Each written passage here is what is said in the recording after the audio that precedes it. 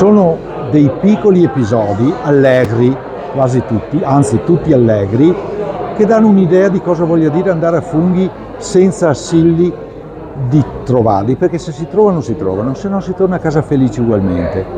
Per cui l'andare a funghi vuol dire camminare nei prati, nei boschi, lungo le siepi e tornare a casa ritemprati e felici.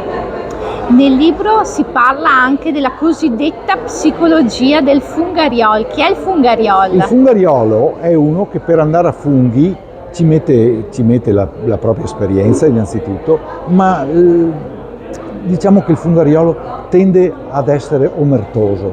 Un fungariolo non ti dirà mai dove ha trovato i funghi, anzi cercherà di sviarti sempre, è omertoso, bugiardo, un po' falso, ha tutte le caratteristiche peggiori del genere umano. Lui le raggruppa tutte, però a un livello molto basso, e magari è una persona civilissima il fungariol nella vita normale, ma quando va a funghi non capisce più niente.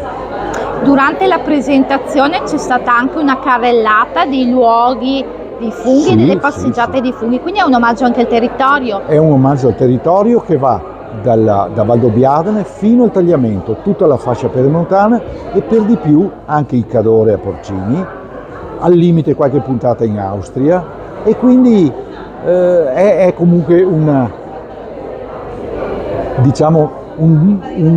illustrare la nostra terra, anche quella friulana un poco, diciamo, quella del Pordenonese, ed è una ricchezza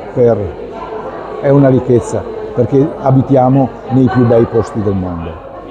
Qual è il luogo a cui è più affezionato? Il Cansiglio, che conosco molto bene perché in Cansiglio sarò stato 500 volte nella mia vita, forse 1000, non lo so, non solo per andare a funghi ma anche per il piacere di andare per boschi.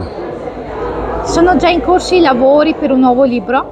No, perché sono fra nipoti una roba e l'altra, faccio lezioni nelle università degli adulti in giro che mi chiamano un po' dappertutto e non ho più né il tempo né la grinta per costruire una nuova storia come potrebbero essere Bruegel e l'eredità o il clarinetto Rabino Shmuel, libri di 300-400 pagine.